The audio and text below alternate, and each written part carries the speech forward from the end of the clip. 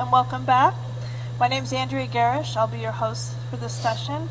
This session is how to transition from engineer speak to include human element and communicate across executives. Our speaker today is Mark Tango. Mark Tango is a data center storage director at BAE Systems, where he manages a team of storage architects utilizing storage technology from various major vendors. Mark is a 2013 recipient of a Bronze Chairman's Award for saving millions with data center moves. Mark has over 15 years experience in the IT field, traveling domestically and internationally, implementing and speaking about numerous IT projects. Mark holds numerous degrees and certifications within the computer science and project management field of study. Please join me in welcoming Mark Tango. All right, so we don't have a lot of people, but we'll get started and we'll go through this. Yeah, I got the good ones. That's right, I got the good ones in here. All right, so let's advance to the next slide. There we go. Okay, so we'll start off a little bit about my story, where I came from, some of the mistakes I made, what I've learned, and how communication to me today is power. So, about a number of years ago, I started a small firm that was an IT services firm with a partner. And what we did was we were offering professional services. And one of the things that I had was a lot of passion. And what happened was, when you have a lot of passion and you go into a lot of these meetings where you're trying to sell customers solutions, you're trying to sell executive solutions, one of the things that I ran into was I had too much passion. And again, what happened was I came in like a locomotive. And when you come in like a locomotive, you turn people off. And when you turn people off, it's a bad thing. So what ended up happening was I tried to adjust my ways. My partner had worked with me, and what my partner had, it almost became, after let's say the second year, it almost became a daily occurrence where he would come to me and say, "What happened? You just went out, and I'm getting a call from client X that you weren't too kind." Well, and I'm like, "Well, what do you mean? I was fine. Everything went great. I thought everything went wonderful." Not the case. So what was happening was I was going in like a locomotive, and I was coming out thinking everything was okay, and then the customer would backdoor me to my partner and say that they don't want to work with this guy. It was pretty disappointing. So, as we move on, in the 1980s, we'll talk a little bit, how did we get here?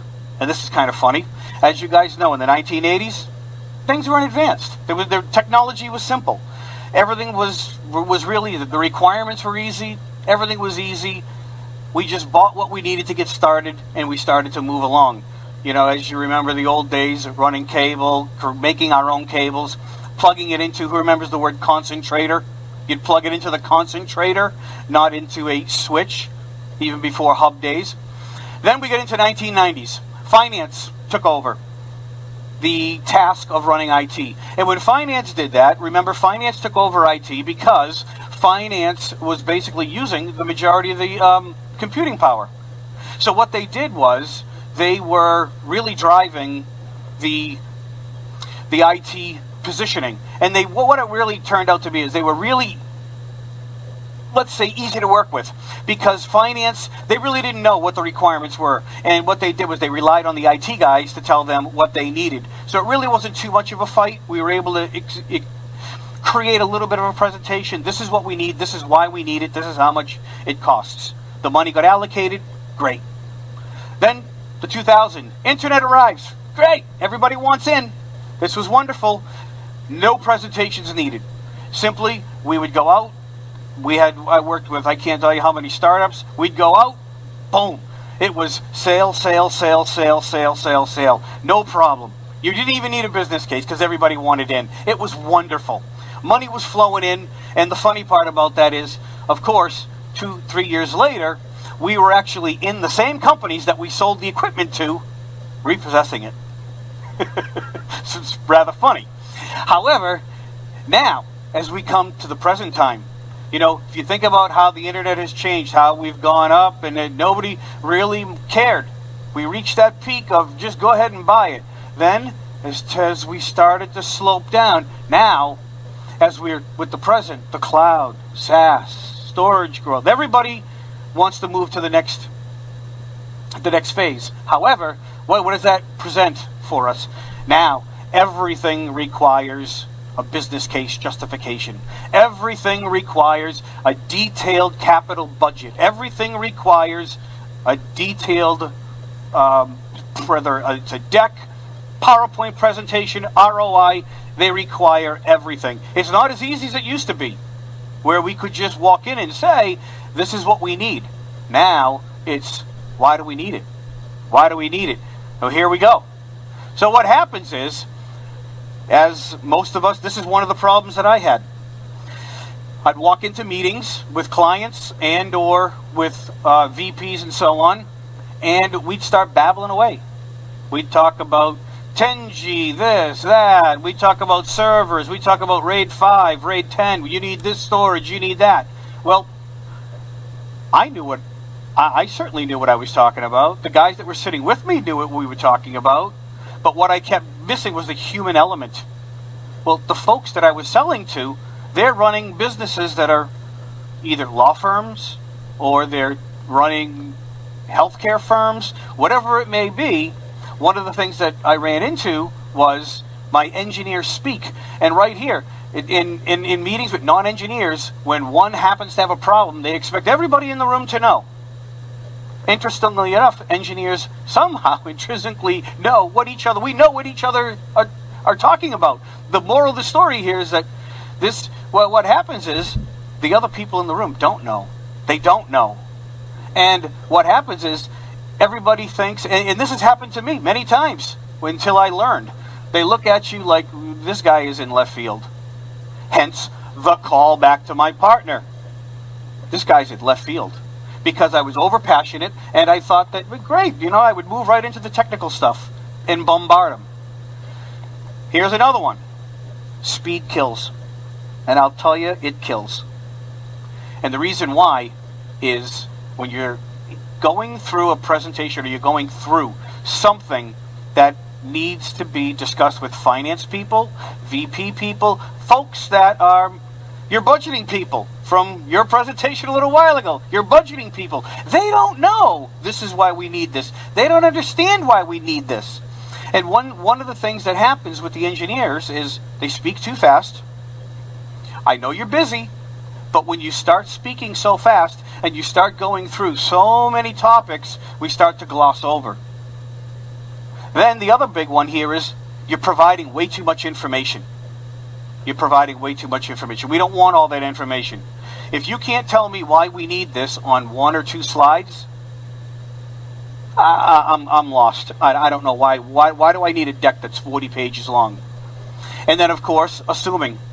You're assuming that everybody in the room knows what you're talking about, and you haven't framed the problem perfectly. So what we're going to do to get around that is, who are we communicating with? Our peers? Easy. That's simple. All our peers, everybody knows what we're talking about. Our immediate manager? Okay, that's difficult level 1. Okay. He understands, he's not into the everyday hands-on, but again, he knows to a degree what we're talking about. Now, when your idea or your need for a product arises, and you need to move up a chain, you're invited to a roundtable budget meeting with the CIO. He wants to see the strategic plan. What's the ROI? Why are we going to do this? Now we move up one more. So you made it past the CEO. Now we're going to go up to the VP or the president of the sector or whatever it may be. They want to know, how much is this going to cost and why do I need it? Is there another alternative? So what will happen is we'll get a lot of engineers that will start to get defensive. And that's a big, big problem. So if we look at some project percentages here as to this is what poor communications will do. And this is all going to wrap up and come together in just a minute for you. 80% of the projects where folks communicated well, timelines, backlogs, problems, those completed on time within budget. 17%, and I've been part of that 17%.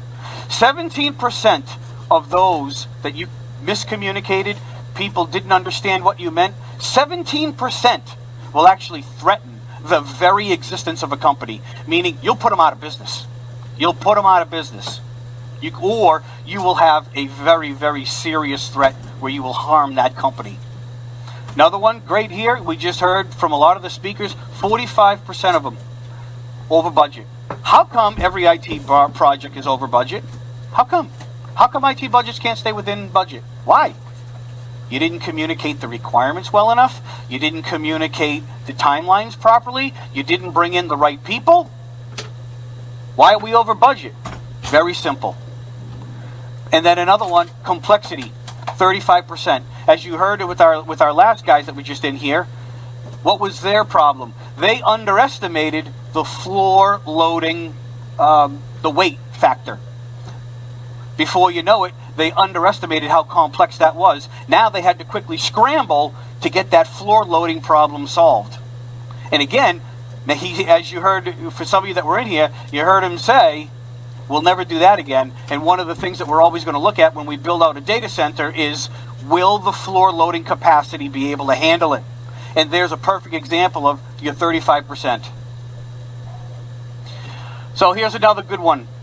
Know your audience. This was taught to me not too long ago. Know your audience. And certainly when I say not too long ago, let's just say a few years back. Upper management's job is, their job is to keep the lights on. Why do we need it? Why do you need it?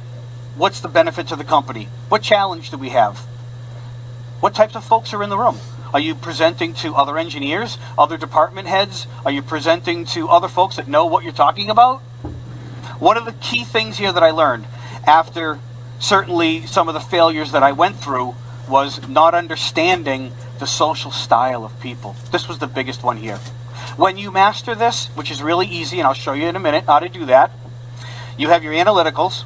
Those are the folks that you talk to in the meetings, and as you're talking to them in the meeting, they continue to interrupt and they want everything down to the granular level. They want to be fed information in a very analytical way. Then you'll have the people like I was, the drivers. Get in my way, I'll run you over. People don't go for that. They don't go for it. When you're constantly interrupting and you're constantly pushing your idea and you're running over people, they're gonna just get turned off, and they're gonna think that there's again something wrong with you. They're gonna walk away. Then you have your amiables. They want to be liked by everybody. They're going to be the peacemakers. Then you'll have your expressives. Those are your other people that express their ideas freely, and they want to be heard. They want to be heard. So this right here is key. Once you master the social style, you can go into any meeting, anywhere, anyhow, and you can command that room. Once you learn the social style of people, I'm going to show you how to do that in just a minute. Here's another great one. This comes from the True Colors Assessment. You can find it online if you go to truecolorsassessment.com. Without giving away their proprietary information, they break down folks into 4 groups. The same as your driver, your amiable, your expressives, your analyticals. What they do is they gave them colors. Your green, they have a whole form online that you can fill out, and you'll go through and you'll label, you'll mark yourself down, you'll mark down each area, and then you will find out, once you add up the points, you'll find out what category you fall into. Green, focused, less small talk, they want to see the big picture. Orange, they're confident. They like the spotlight. Very prone to switching mid-topics, mid-sentence. How many folks have been in a room where you're speaking with somebody and you're trying to get a point across, but then they shift topics and they go from that one, then to that one, then to that one, then to that one, and it irritates you? Well, because you're probably a gold, that's where I fall. I'm a gold. Purposeful, to the point. I don't like to be caught off guard. It irks me to be caught off guard. And when you're caught off guard, you get defensive, and you need to learn how to get around that. Blue, again, your amiables. Friendly, focused on making people connections. They want everybody in the room to like them.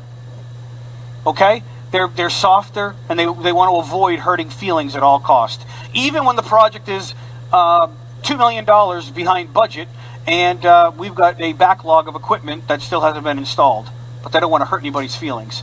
This is a great thing. You can actually do it. They do it with a lot of companies, but this True Colors assessment will tell you where you fall, and then once you get the key, you can actually pick out your folks, and you'll be able to peg them every time, and you'll know who's green, who's orange, who's gold, who's blue, and you'll be able to nail it. Every single time you'll nail it. So, good communications begin with you. Once you choose the topic, well, whatever that topic may be, are we buying equipment? You're going to the CEO and you're going to upgrade something. We're updating something. What are we doing? What is your topic? Okay.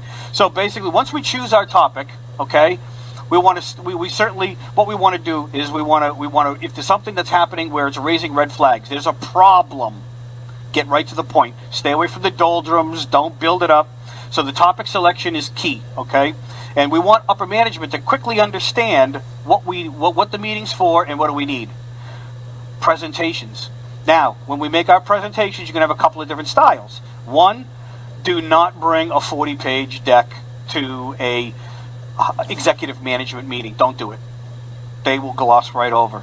They want no more than 3 slides. And that's across pretty much all enterprise. They want no more than 3 slides. What's your problem? What do we need to do to get around it?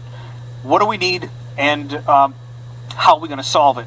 The other thing that they want in that is do your homework.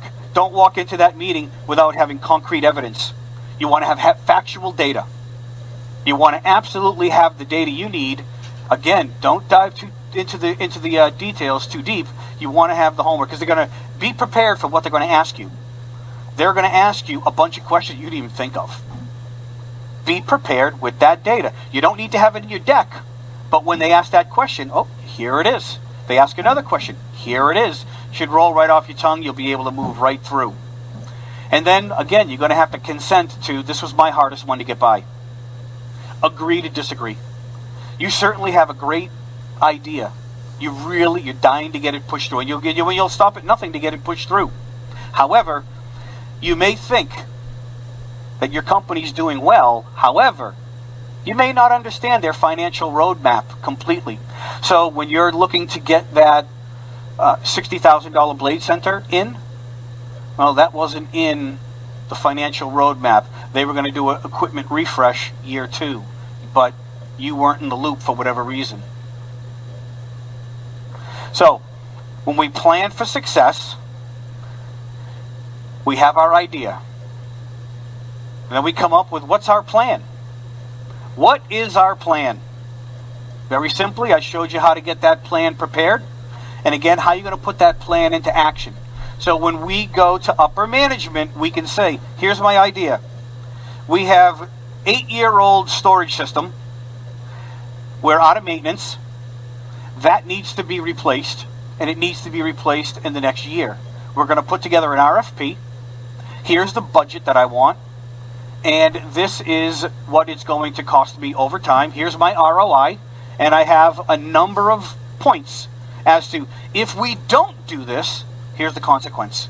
You always got to make sure you include in there, if you don't do this, here's the consequence. Here's the consequence. We could shut down the whole company. So when the 4th hard drive dies in that array and everything is corrupted, you can come to the backup restore party with us, and you can restore from tape for the next 10 days with us. Well, everybody else just sits around and does nothing. So you got 2 choices. What do you want to do? Of course, we have to put it a little bit more eloquently, but for our audience here today, you all know what I'm talking about. So, again, why am I talking about this topic and why am I so passionate about it? Because I want every one of you not to make the same mistakes that I made. I want you to climb the stairs.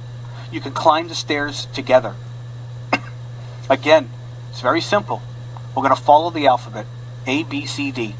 We're going to understand our challenge. We're going to understand our audience. Who are we going to present to? Who are we going to be delivering to? CIO level, engineer level. Sometimes the first meetings we have is with the IT staff. Great. We can go into technical details. Then the second meeting that we have, we're going to go in and we're going to talk to higher level folks. And we're going to have to convince them why our idea is such a good one, or our product or our service. We're going to present your idea with options. Option A, we buy this and this together. Option B, we buy this, this, and this. Option C, we buy this but negotiate a maintenance contract at a lower rate. Whatever it may be. Come in with some options. Once you're able to do that, once you master the people part of it, you'll be able to, and remove the mental blocks. When you go in there, make sure you have no mental blocks that you walk in with your head down. I'm not sure if they're going to go for this, because everybody's going to pick up on that energy. You may not think it. They're all going to pick up on that energy in the room. They're all going to pick up on, this guy doesn't seem too confident. Once you remove all those energy blocks, you're going to receive abundance like you've never had before, and you're going to win. So we're going to put the puzzle together. Okay? Remember, the executives are busy. Okay? We are going to end up getting to that level, whether it's your boss or your boss's boss. Everybody's going to be in that room. We certainly, I have seen my fair share of long, drawn-out emails or long-winded explanations on a conference call. Once we get the first long-winded email, honestly, your manager or executive management, they're only reading the first 4 or 5, 6 lines. If it's 3, 4, 5 paragraphs, you can guarantee they never got to the bottom of it. They never even, you got to keep them brief and put bullet points and just go boom, boom, boom, boom. And you got to grasp their attention. So, we want to observe their time. Of course, how is your idea going to increase value to the company? Well, you've got the concrete data to back up your idea. So that's wonderful. So we certainly want to provide that data. We're going to increase value, not decrease. Okay? We're going to avoid the infrastructure speech. If we are in the room with executives, you can talk about why, if you want to go to 40G or 100G, why that's going to be better than what you have to your 10G that you have today. Certainly you can go into a little bit about that, but if you're running 10G today and you want to put in 40G just because, is that going to be a big difference to the end user? So we can write a little bit faster to our arrays. So you want me to spend $300,000 so you can have 40G, but it's not going to be a huge benefit to our end users or to our backup? We're not going to save time where our backups aren't running into the morning? You know what? We can live with 10G for a little bit longer. We don't have apps that demand it. So those types of things, again, you're going to have to be careful. And then, of course, it's a game of chess. So you got to think of it as a game. As you may or may not know, when you walk into these executive meetings, even if they're not executive meetings, even if they're regular meetings, and this is another one that I went wrong with. They meaning customers, clients, bosses, CIOs, CTOs, everybody picks up on your mannerism. If you had a bad day driving in, that energy is coming out of you, and they're all picking up on it. They're all picking up on it. Every mannerism is noted. If you're not confident, they can pick it right up. And these are people that have mastered the skill of understanding human nature. And again, I've had many long rides that took an hour and a half to get to the location. I couldn't find the location, and I went in maybe 5 or 6 minutes late. I don't like to be late, but I came in already predisposed with a bad attitude. And when you do that, now you've already set a tone with your mannerism. Now we got a problem. And so the rest of your presentation is going to be, maybe they're going to be predisposed a little bit. Is this guy okay? He just doesn't seem like he's in a good mood. Or is this how he always is? They don't know you. Or they may, they don't know what's happening. So, as I say, you have one shot. If you present it to us and you made a poor impression, probably your future ideas are going to get rejected because you're thinking like an engineer without understanding the bottom line. If you don't understand how to add to our bottom line and you came in with a poorly prepared presentation, chances of us thinking that your next idea is any good is going to be low. Well, we'll meet with you, or we'll say, you know what, we'll think about it. You can pretty much be sure that they don't really have that much confidence in you. So again, if we put it together, we go right down. Preparation. Anticipate their questions, anticipate what's coming. Think like a winner. Walk in there, no matter, if you had a 2-hour drive and you got stuck in traffic, take 4 deep breaths in the parking lot and walk in like you got roses on your feet. Keep a big smile on your face. No matter how bad, even if you got rear-ended and the taillights are all smashed, no problem. walk right in and have a good time. Okay? Think like a winner. If you think like a winner, your confidence will it'll emanate from yourself, from your body, and everybody will pick it up. Speak with the same tone. Again, you want to state the facts for your idea. Don't make any proclamations without proof. Remember, they may know something about what you're about to talk about, and you need to make sure that you have done your homework so you don't get caught up in something that may be misinterpreted or something that they feel you might not have been, let's say, truthful with, or you're holding back. And then, of course, rejection. Don't take it personally. You want to ask, this is a good one here. If they reject your idea, you want to ask questions for your fact-finding and say, okay, I'd like to quickly re-clarify what you need more information on, and I'll go back and I will gather more information and we'll have a follow-up meeting so we can understand better and show you exactly why we need to go this road. So this is another big one that I wrestled with, the fear. Once you're able to remove the fear from your life, you will actually be able to go a lot faster, a lot better, and every day will be a great day. I dealt with fear for years. Is today going to be, are they going to reject it? Are we going to not do it? Are we going to do this or that? So this is a great one. To summarize it, two boys dove into a river, challenging each other to swim across the river. So they swim strong and steady. One guy, without looking back, continues swimming, gets right over to the other side of the shore. As he looks back, his friend's nowhere to be found. Why? He sees his friend way back where they started, on the other shore. And he walks back around, meets up with him and says, how come you didn't follow me? He said, after I got halfway, I looked back and saw how far I had come. I was afraid I couldn't make it, so I turned back. But you were already halfway there. But you turned back and you went the same distance back. Why?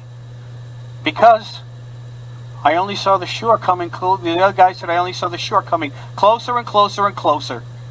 So why did you think it was? Why did you think you had to turn back to safety if you just continued swimming to your goal? And this was a big thing that I certainly would deal with, is as the meeting would start to go a little bit south, then some of that fear factor would kick in, and then I'd start to step backwards a little bit, and that was the worst thing I could have done. Instead of remaining confident and pushing forward, I pulled backwards. Wrong way to go. So, again, when you're going to communicate with no fear, again, you're going to know your topic. You're going to follow your tone of voice and be consistent.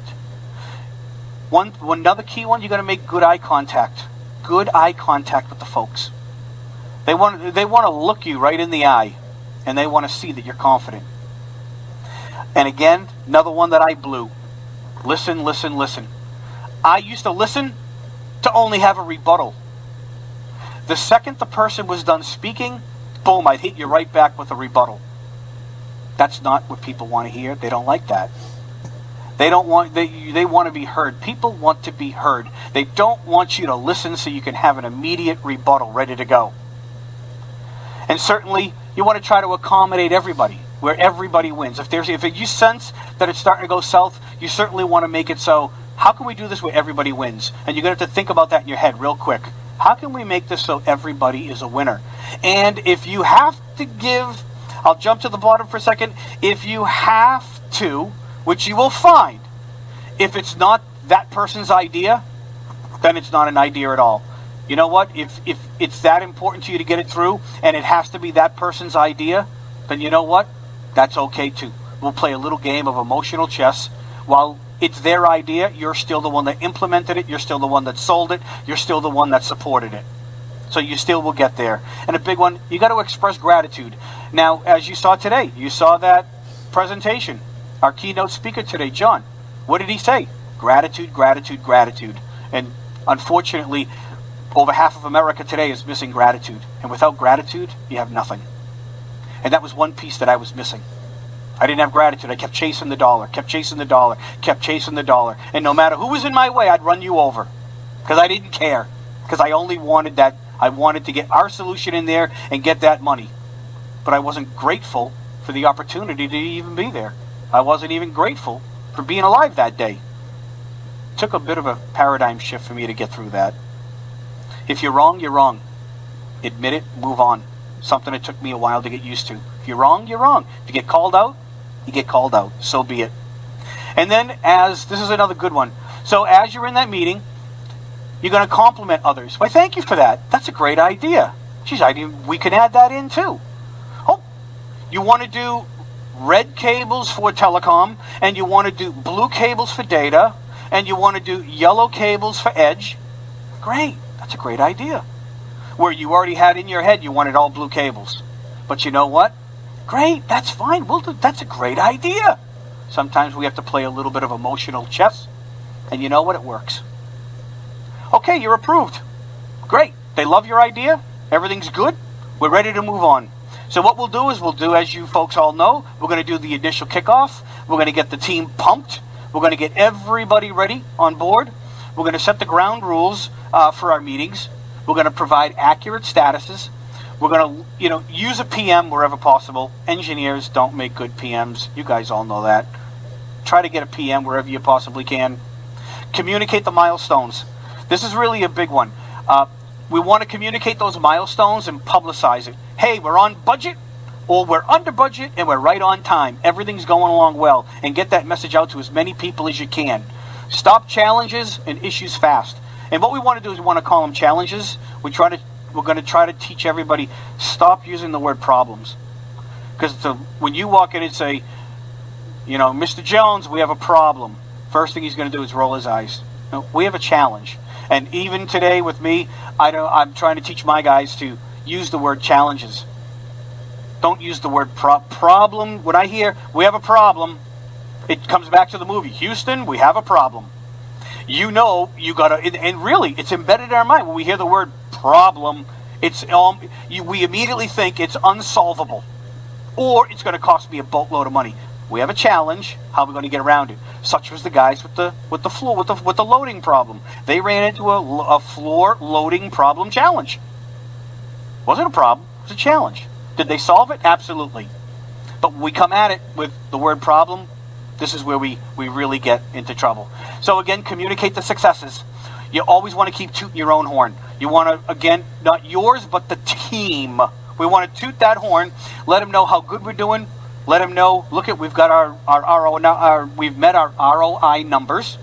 We've calculated our savings. We've really done our due diligence, and know the difference between cost savings and cost avoidance. Finance will call you out on that every time. Cost savings, we didn't have to buy a piece of equipment because we were able to avoid it because you cleaned up 50 terabytes of storage. Therefore, I avoided the cost, but I got the cost savings of I didn't have to buy another unit. So cost savings, cost avoidance, you have to know the difference between those. And then again, reinforcing when you're approved. It's certainly a wonderful element, and it certainly is a great word from Alan Hall. I mean, every great leader and every great company communicates well. They certainly will communicate their successes, and you will see them communicate their successes. You'll see it in the company newsletters. And as we approach the end here, it doesn't end at speaking. You need to know how to put your words onto paper. So again, create the well-defined business case justification. Make it easy to follow. Add your year 1, 2, 3 costs. Place all your technical information at the end in a section called backup slides. You want to hit them with the first 3, 4 slides. Why is it important? And then be prepared for questions out of left field, because you're going to get them. And then number 3, as you heard again our budgeting guys say, use a collaborative method to share your project documents. SharePoint works fine.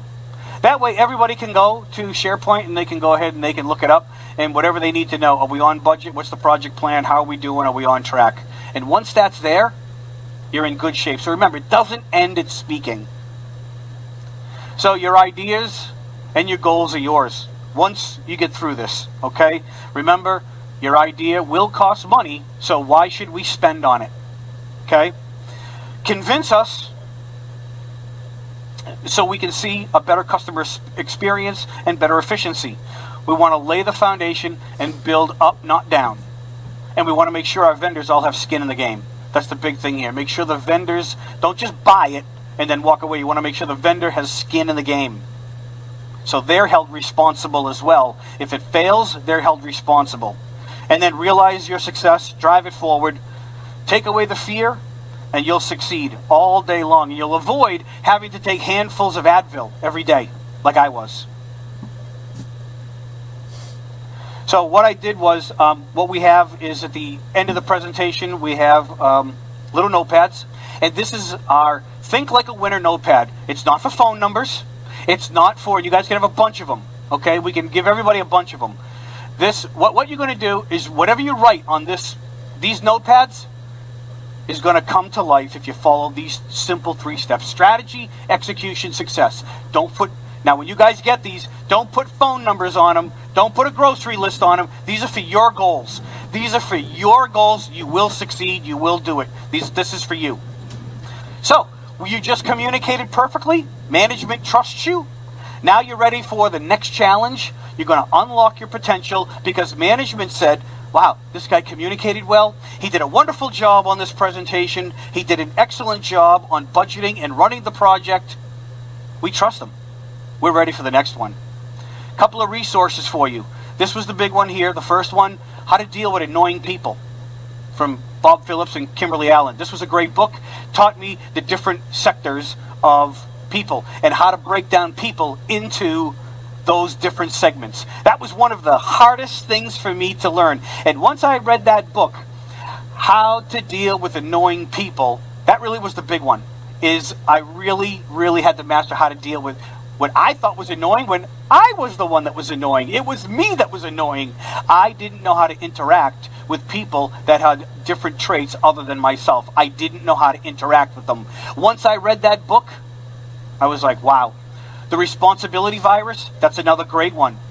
The 11 Forgotten Laws from Bob Proctor, I love it. And then Unlimited Abundance, Christy Marie Sheldon. A lot of these I do at home at night. There's a lot of great things, and I'm telling you, if you think like a winner, you will be a winner, and you absolutely will be able to get places that you've never gone before. If you saw where I was 5 years ago, even though I felt I was successful, if you saw where I was 5 years ago and where I am today, it's a world of difference.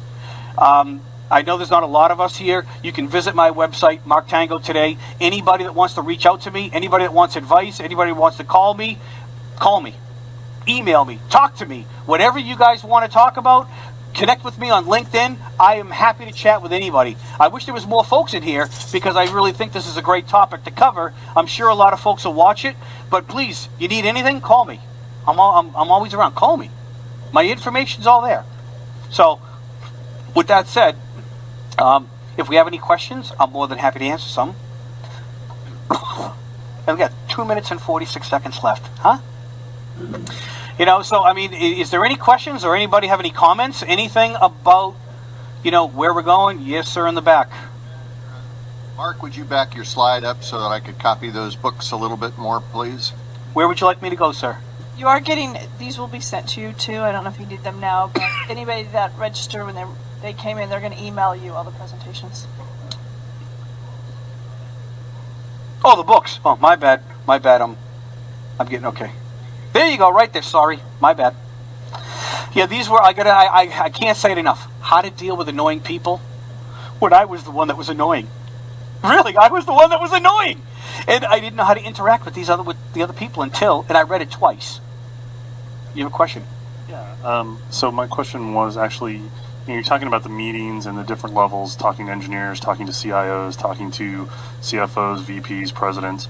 Do you find that it's helpful to try and arrange multiple meetings so that you can address each level of interest and technical knowledge individually rather than trying to put them all in a room together?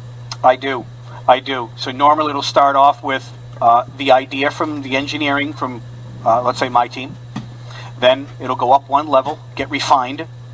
We'll work on requirements, building a business case, a business justification case. Why do we need it? And then refine it.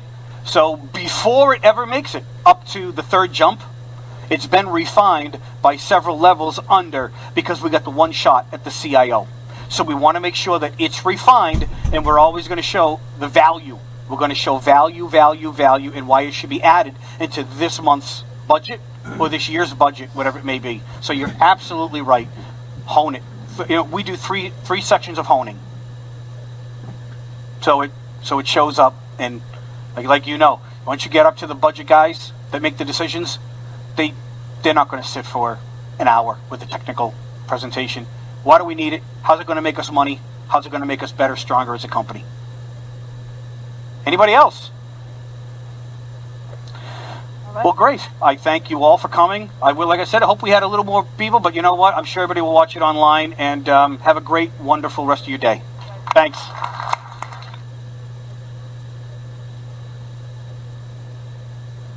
Good afternoon.